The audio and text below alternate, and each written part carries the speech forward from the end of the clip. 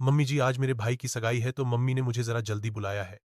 अरे पता है तेरे भाई की सगाई है। अपर्णा बहन ने फोन किया था मुझे। पर सगाई तो शाम को 4:00 बजे है। पता नहीं क्या हड़बड़ी है बेईमाई के जाने की। मम्मी जी थोड़ा जल्दी जाऊंगी तो भाभी का काम मैं हाथ बटा सकूंगी ना। और मम्मी पापा से भी मिल लूंगी। वरना बाद में मेहमानों के बीच में कहाँ टाइम मिल पाता है बातें करने का। वो सब ठीक है रजनी बेटा। पर पहले जरा घर के काम निपटा ले। फिर चली जाना। ऐसे अपनी जिम्मेदारियां छोड़कर जाना शोभा देता है क्या? मम्मी जी मैंने सारा काम कर दिया है। बस दोपहर का खाना आप बना लीजिएगा। अरे बेटा मैं तो बना लेती पर इस घुटनों के दर्द की वजह से मैं तो हिल भी नहीं पा रही हूं। एक काम कर ज्यादा कुछ नहीं। दाल चावल भिंडी की सूखी सब्जी बूंदी का रायता रोटियां और टमाटर की चटनी बना दे बस। मम्मी जी इतना सब कुछ बनाना है। फिर तो मुझे जाने में देर हो जाएगी। तभी वहां संदीप आया और उसने कहा देखो मम्मी ने कहा है कि खाना बनाकर जाना है तो वैसे ही जाना होगा। और फिर कितनी दूर तक तुम्हारा मायका आधे घंटे में पहुंच जाओगी। जल्दी से खाना बनाकर तैयार हो जाओ। अभी तो सिर्फ दोपहर के 12:00 बजे। अब आप लोगों से क्या ही कहूं मैं। ठीक है बनाती हूं खाना। ऐसा कहकर रजनी किचन में चली गई। वहां जाकर उसने सबके लिए खाना बनाया। फिर किचन साफ किया। फिर रेडी होने चली गई। और यह सब करते करते रजनी को बज चुके थे 3। वो तैयार होकर बाहर निकली तो मनोरमा ने कहा हाँ अब जा मायके। और हाँ टाइम से आ जाना। मैं संदीप से कह दूंगी वो तुझे लेता हुआ आएगा। ठीक है। मम्मी जी रजनी ऑलरेडी लेट थी पर वो क्या कर सकती थी। ऑटो पकड़ी और जल्दी से अपने मायके पहुंची। मायके पहुंचते ही सरोज ने रजनी से कहा अरे दीदी आ गई। आप बिल्कुल टाइम पर आई है। थोड़ा पहले आ जाती तो मेरी हेल्प हो जाती। हाँ भाभी अब सही बोल रही है। पर घर का काम करते करते टाइम का पता ही नहीं चला बेटा। ऐसा भी क्या घर का काम किए एक दिन अपने मायके के लिए नहीं निकल सकती। अरे सुबह आ जाती है तो 2 घड़ी बैठ के दुख सुख की बातें कर लेती है मुझसे। हाँ रजनी तू तो आजकल ऐसे आती है जैसे कोई मेहमान हो। एकदम टाइम पर आती है और थोड़ी देर में चली जाती है। क्या हम तेरे अपने नहीं है? बट तू कब से तेरी राह देख रहा है कि दीदी आएगी तो तैयार होऊंगा। पर तू देर कर रही थी तो हमने समझा बुझाकर सगाई के लिए तैयार कर दिया। सही किया भैया। सॉरी मुझे सच में देर हो गई। अरे ये किट्टू तो बहुत ही सुंदर लग रहा है। आज तो रिया इसे देखते ही पागल हो जाएगी। क्या अतिथि अब भी देखो तो कैसे शर्मा रहा है। चलिए गिले शिकवे बाद में करेंगे। अब पहले किट्टू की सगाई पर फोकस करते हैं।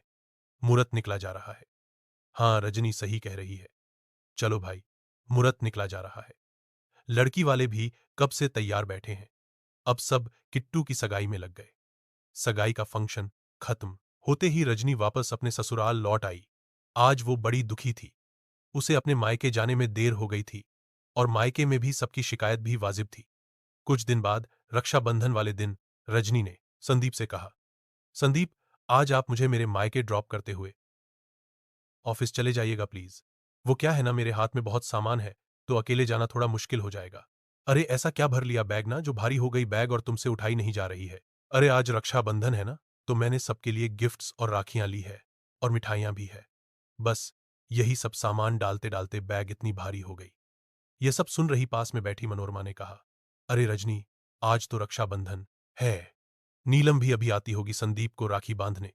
अगर तुम आकर चली गई तो उससे अच्छा नहीं लगेगा। एक काम कर तू नेहा के जाने के बाद चली जाना। और वैसा ही करो। तुम नीलम की फेवरेट ब्राउनी और पास्ता भी बना लो। आज सिर्फ नीलम दीदी का ही रक्षाबंधन तो नहीं है ना। मेरा भी रक्षाबंधन का त्योहार है। मुझे भी तो राखी बांधनी है भाई को मायके जाना है सबसे मिलना है। अरे तो तुम्हें हम कौन सा मना कर रहे हैं। मायके जाने से चली जाना। राखी ही तो बांधनी है। एक बार नीलम आ जाए राखी बांधकर चली जाए उसके बाद तू मायके चली जाना। 1-2 घंटा के लिए चल। अब बहस मत कर जाकर किचन में नीलम के लिए खाना तैयार कर ले। अब रजनी ने कुछ नहीं कहा और चुपचाप किचन में जाकर खाना बनाने लगी। तभी किट्टू का फोन आया। दीदी अभी तक आप आई नहीं कब आएंगी। क्या करूं कि घर में नीलम दीदी आने वाली है। बस उन्हीं के लिए खाना बना रही हूं। दीदी अभी आप खाना बना रही है तो फिर यहां कब आएंगी। घर में सब आपका वेट कर रहे हैं। बस काम खत्म करके जितना जल्दी हो सके आ जाती हूं मैं। मुझे पता है दीदी आप शाम को ही आओगी। हम यहां कितना भी वेट करें आपको हमारी पड़ी नहीं है। आजकल आप ऐसा ही करती हो। बिल्कुल टाइम पर आती हो और फिर 1 घंटे में चली जाती हो। ऐसे मत बोलना किटू। मैं आना चाहती हूं तुम सबके पास मेरा भी मन करता है मिलने। कहा पर क्या करूं घर के काम है खत्म नहीं होते। हाँ दीदी आप अपना घर संभालो, अब नहीं करूंगा। फोन आपको जब मन करे तब आना और राखी बांध जाना। मैं ठीक है, रखता हूं फोन, बाय। ऐसा कहकर किट्टू ने फोन रख दिया। आज रजनी खुद को रोक नहीं सकी और वो रसोई में काम करते करते फूट फूट कर रो पड़ी। उसने मन ही मन कहा, हे भगवान, कब तक मैं ऐसे मायके जाने को तरसती रहूंगी। जब भी मायके की बात करती हूं कोई ना कोई बहाना सामने आ जाता है। मम्मी, पापा और भाई तो मुझे मेहमान समझने लगे। मेरा भी तो मन करता है उनके साथ बैठने का, बातें करने का। पर यह नसीब का क्या, बहू बनने के बाद बेटी होने का हक खत्म हो जाता है। अब सोच लिया है, अगर हर बार ऐसे ही रुकना है तो मैं मायके जाना ही छोड़ दूंगी। रजनी ने अब ठान लिया था कि वह मायके नहीं जाएगी, चाहे कोई त्योहार हो या कोई फंक्शन। अब वह खुद को मायके के लिए तरसाएगी नहीं। उस दिन उसने चुपचाप घर का सारा काम किया। नीलम आई, राखी बांधी, हंसी ठिठोली हुई। रजनी ने किसी से कुछ नहीं कहा, बस सब कुछ वैसे ही करती रही जैसे घर वाले चाहते थे। शाम को जब नीलम चली गई तब रजनी ने धीरे से संदीप से कहा, संदीप, यह राखियां और मिठाइयाँ आप मेरे मायके भिजवा दीजिएगा। अरे क्यों, अब तो आराम से जा सकती हो। 1 घंटे के लिए सही है, मायके जाकर राखी बांध कर आओ। जाओ। नहीं सुन, अब मेरा मन नहीं है। हर बार यही होता है, जब तक मैं मायके पहुंचती हूं तब तक आधा फंक्शन खत्म हो जाता है। फिर सब ताने मारते हैं कि बड़ी वीआईपी हो गई है तू, अब 1 घंटे के लिए वहां जाकर क्या करूंगी। अरे लेकिन रजनी, मम्मी पापा, किट्टू, रवि भैया सब तुम्हारा इंतजार कर रहे होंगे। हाँ तो मेरी राखी भिजवा दीजिए ना, वही काफी है। बेटी के नाते मुझे वहां वक्त ही नहीं मिल पाता, तो अब मैं जाऊंगी ही नहीं। इतना कहकर रजनी ने राखियां और मिठाई संदीप के हाथ में पकड़ा दी। संदीप कुछ समझ नहीं पा रहा था। उसने चुपचाप सामान लिया और मायके भिजवा दिया। कुछ देर में रजनी की राखी, मिठाई और गिफ्ट्स उसके मायके पहुंच गए। उसे देखकर हैरानी से अपर्णा ने कहा, अरे ये क्या, राखी, मिठाई और गिफ्ट्स भी है सबके लिए। लेकिन रजनी कहाँ, खुद क्यों नहीं आई। हाँ मां, पहली बार ऐसा हुआ है कि रजनी राखी तो नहीं आई। हमेशा तो सबसे पहले पहुंच जाती थी। हम सब कब से उसका वेट कर रहे हैं। ये कैसी राखी, जब तक दीदी अपने हाथों से नहीं बांधेगी ना राखी मुझे अच्छा नहीं लगेगा। सूरज, तुम्हें कुछ पता है, कहीं रजनी की तबीयत खराब तो नहीं। तुमसे तो बातें होती रहती है ना फोन पर। अरे नहीं नहीं, अगर तबीयत खराब होती तो दीदी जरूर बताती। है बात कुछ और लगती है। सबको बेचैनी होने लगी। तभी अपर्णा ने तुरंत रजनी को फोन लगाया। हेलो बेटा, तू राखी पर क्यों नहीं आई। तेरे भाई सुबह से तेरा इंतजार कर रहे हैं। मम्मी, मैं बहुत थक गई थी, मन ही नहीं हुआ भाग दौड़ करने का, इसलिए राखी और मिठाई भिजवा दी। आप सब बुरा मत मानना, बेटा तेरा घर तो पास ही है, तू आ जाती तो अच्छा लगता। तेरे बिना त्योहार त्योहार ही नहीं लगता। कोई बात है क्या। नहीं मम्मी, कुछ खास नहीं, बस थकान थी। आप लोग राखी बांध लो, मैं अगली बार आ जाऊंगी। चलिए फोन रखती हूं। रजनी ने फोन रख दिया। उधर अपर्णा और घर के बाकी लोग चुपचाप एक दूसरे को देखने लगे। मम्मी, रजनी कुछ तो छुपा रही है, वरना वो कभी भी राखी मिस नहीं करती। हाँ मां, अब तो लगता है दीदी को हमारी फिक्र ही नहीं रही। नहीं बेटा रजनी, ऐसी नहीं है, जरूर कोई बात है जो वो बता नहीं रही है। बाद में कभी आ जाएगी मिलने। रजनी की गैर हाजिरी ने पूरे त्योहार का माहौल फीका कर दिया था। मिठाइयां और राखियां सामने रखी थी, लेकिन सबको रजनी की कमी खल रही थी। अगले दिन रजनी थोड़ी बदली हुई सी थी। अभी रजनी चुपचाप घर की सफाई कर रही थी। तभी मनोरमा ने कहा, रजनी बेटा, मैं जरा बिमला के घर होकर आती हूं। उसका पोता हुआ है ना, अच्छा नहीं लगेगा अगर मैं ना जाऊं। मैं जरा बधाई देकर आती हूं। मम्मी जी, ये घुटनों का दर्द लेकर आप कहां चलेंगी। वहां जाकर भी खड़े बैठे तो दर्द और बढ़ेगा। अरे लेकिन बेटा, ऐसे में जाना तो जरूरी है। नहीं जाऊंगी तो कहेगी कि बधाई देने भी नहीं आई मनोरमा। अरे जलती है मेरी खुशियों से। जिसे जो कहना है कहे, पर सबसे ज्यादा जरूरी है आपकी सेहत मम्मी जी। विमला आंटी, अब पोती की खुशी की मिठाई बांटने आएगी तो यहीं पर घर पर मिल लीजिएगा। आप बस बैठिए, मैं आपके घुटने पर दवा लगा देती हूं। कहीं जाने की जरूरत नहीं है। अरे लेकिन बेटा, मैं बाहर निकलूंगी तो बाकी सब औरतों से भी मिल लूंगी ना। मम्मी जी, आपके घुटने का इतना दर्द है कि उस दिन आपसे 2 लोगों का खाना भी नहीं बन पाया, और अब आप बाहर जाने की बात कर रही हैं। ना बाबा ना, आज से आप कहीं बाहर नहीं जाएंगी, बस आराम कीजिए। ये क्या, मुझसे पता, रजनी तो बात पकड़ कर बैठ गई है। ऐसा तो यह जीना मुश्किल कर देगी। मनोरमा चुपचाप फिर से सोफे पर बैठ गई। तभी संदीप मोबाइल देखते हुए बोला, रजनी, आज मेरे पुराने फ्रेंड्स मिलने का प्रोग्राम बना रहे हैं। सब कैफे में मिल रहे हैं, तो मैं भी थोड़ी देर जाकर आता हूं। अरे क्या जरूरत है जाने की। दोस्तों से मिलकर थोड़ा हंसी मजाक करके कौन सी जिंदगी सुधर जाने जब मैं मायके नहीं जा पा रही हूं तो वाली है। अरे बस थोड़ी गपशप। आपको भी दोस्तों से मिलने की जरूरत नहीं है। टाइम है तो बैठो मेरे साथ। रजनी ये क्या तरीका है? क्यों? जब मुझे कहीं जाने नहीं दिया जाता तो कोई और क्यों बाहर जाएगा? सब घर पर ही रहो बस और अपना काम करो। मैं भी अपना ही काम करूंगी आपसे। अब यह हाल था कि ना मनोरमा कहीं जा पा रही थी, ना संदीप। रजनी ने जैसे सबको घर में बांध दिया था। रजनी से दोनों माम पिता परेशान थे। ऐसे ही दिन बीत रहे थे। कुछ दिन बीत गए।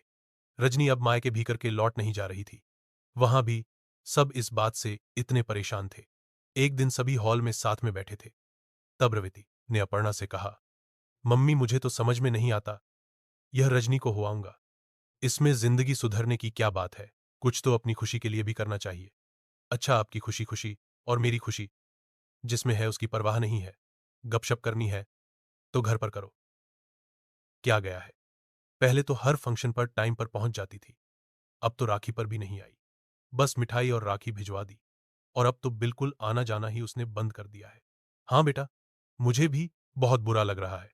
मेरी तो आदत है हर रोज उससे बात करने की, पर अब तो वो फोन भी नहीं करती।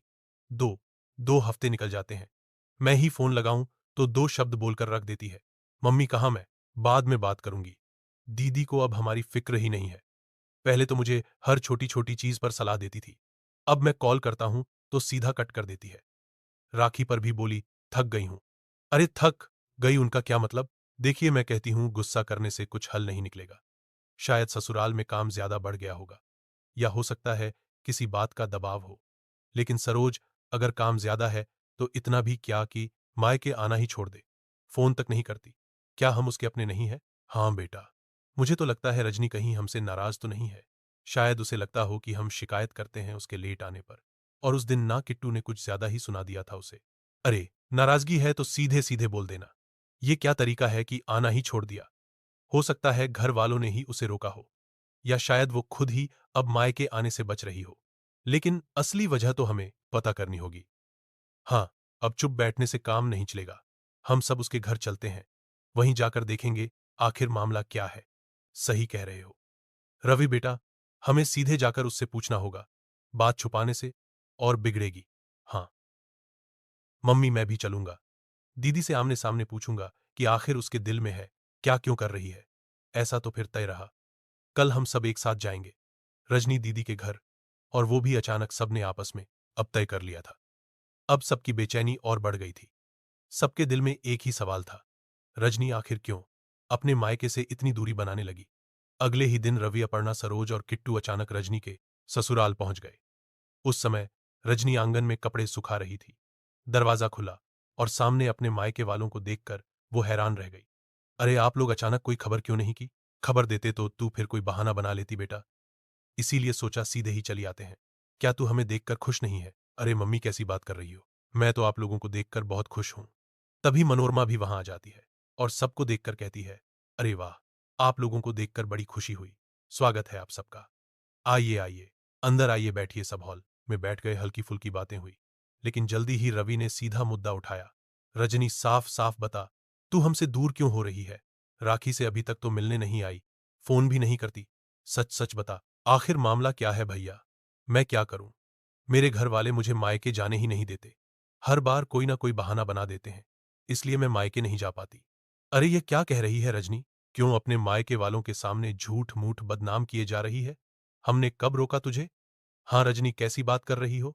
राखी वाले दिन मैंने खुद कहा था, जाओ अपने भाइयों को राखी बांध कर आओ, लेकिन तुमने मना कर दिया। अब रजनी से रहा नहीं क्या? उसने जवाब दिया, हाँ, आप लोगों ने सीधे मना तो नहीं किया, पर जिस तरह रोकते हैं ना, उससे दिल टूट जाता है। हर बार भागते भागते जाती हूं, भागते भागते लौट आती हूं।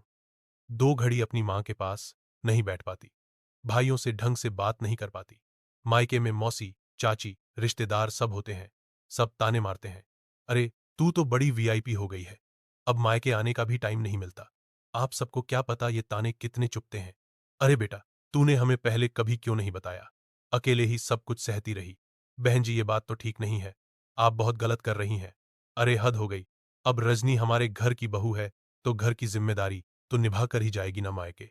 अगर जाते वक्त 2 काम बोल दिए, तो क्या गलत किया? मम्मी जी, अब तो कम से कम सच बोलिए। मैं क्या समझती नहीं है। आप जबरदस्ती के बहाने बनाकर मुझे मायके जाने से रोक देती हैं। इसलिए मैंने आखिर में मायके जाना ही बंद कर दिया। फ़ोन भी नहीं करती, क्योंकि ज़्यादा बातें करूँगी, तो ज़्यादा याद आएगी। जीजाजी दीदी हमारी जान है, उसे रोका क्यों? जब मायके आने का मन करे तो उसे आने दीजिए, ये उसका हक है। देखिए, हमने बहन को यहाँ शादी करके भेजा है, गुलाम बनाकर नहीं। अगर वो बहू का फर्ज निभा रही है, तो याद रखिएगा, वो किसी के घर की बेटी भी है। आप मायके आने से कैसे रोक सकते हो उसे? औरत चाहे बहू बने पर बेटी होना नहीं छोड़ती। उसे दोनों घरों का बराबर हक चाहिए। बुरा मत मानिएगा, पर यही सलूक अगर नीलम दीदी के साथ उनकी सास करे, तो आपको कैसा लगेगा? नहीं नहीं, हमने कभी मन से नहीं रोका। बस कभी कभी हालात ऐसे बन गए कि इसे रुकाना पड़ा। हालात या बहाने देखिए, आंटी जी हमें साफ दिख रहा है। बहू का ये मतलब नहीं कि उसका अपना घर छीन जाए। बहन जी बेटी को हमसे दूर मत कीजिए। माँ का दिल बहुत रोता है जब बेटी पास होकर भी मिलने नहीं आती। अरे वही गलती हो गई, हमसे माफ कर दीजिए हमें। अब से घर में कोई भी काम होगा तो भी हम इसे मायके जाने से नहीं रोकेंगे बस। बात तो सही कही सरोज ने। अगर नेहा के ससुराल वाले नेहा को मायके आने से रोकेंगे तो हमें भी ऐसी ही तकलीफ होगी। रजनी आगे से हम तुम्हें नहीं रोकेंगे। तुम्हारा जब जी चाहे तुम मायके चली जाना। बस आप बहू की जिम्मेदारियां मत भूलना। बस मम्मी जी यही तो चाहती थी। मैं अपनी जिम्मेदारियां खूब समझती हूं। आपको कभी शिकायत का मौका नहीं मिलेगा। बस हमें यही सुनना था बहन जी। अब चाहे त्योहार हो या फंक्शन तो खुलकर मायके आना रजनी। हम सब तेरे इंतजार में रहेंगे। आज रजनी की आंखों से बहते आंसू खुशी के थे। उसके मायके वालों ने साफ साफ कह दिया था कि बेटी भेजी है, गुलाम नहीं। मनोरमा और संदीप ने भी सबके सामने वादा किया कि अब रजनी को मायके जाने से कभी नहीं रोका जाएगा। बेटी भी है, आप मायके आने से कैसे रोक सकते हो उसे? औरत चाहे बहू बने पर बेटी होना नहीं छोड़ती। उसे दोनों घरों का बराबर हक चाहिए। बुरा मत मानिएगा, पर यही सलूक अगर नीलम दीदी के साथ उनकी सास करे, तो आपको कैसा लगेगा? नहीं नहीं, हमने कभी मन से नहीं रोका। बस कभी कभी हालात ऐसे बन गए कि इसे रुकाना पड़ा। हालात या बहाने देखिए, आंटी जी हमें साफ दिख रहा है। बहू का ये मतलब नहीं कि उसका अपना घर छीन जाए। बहन जी बेटी को हमसे दूर मत कीजिए। माँ का दिल बहुत रोता है जब बेटी पास होकर भी मिलने नहीं आती। अरे वही गलती हो गई, हमसे माफ कर दीजिए हमें। अब से घर में कोई भी काम होगा तो भी हम इसे मायके जाने से नहीं रोकेंगे बस। बात तो सही कही सरोज ने। अगर नेहा के ससुराल वाले नेहा को मायके आने से रोकेंगे तो हमें भी ऐसी ही तकलीफ होगी। रजनी आगे से हम तुम्हें नहीं रोकेंगे। तुम्हारा जब जी चाहे तुम मायके चली जाना। बस आप बहू की जिम्मेदारियां मत भूलना। बस मम्मी जी यही तो चाहती थी। मैं अपनी जिम्मेदारियां खूब समझती हूं। आपको कभी शिकायत का मौका नहीं मिलेगा। बस हमें यही सुनना था बहन जी। अब चाहे त्योहार हो या फंक्शन तो खुलकर मायके आना रजनी। हम सब तेरे इंतजार में रहेंगे। आज रजनी की आंखों से बहते आंसू खुशी के थे। उसके मायके वालों ने साफ साफ कह दिया था कि बेटी भेजी है, गुलाम नहीं। मनोरमा और संदीप ने भी सबके सामने वादा किया कि अब रजनी को मायके जाने से कभी नहीं रोका जाएगा।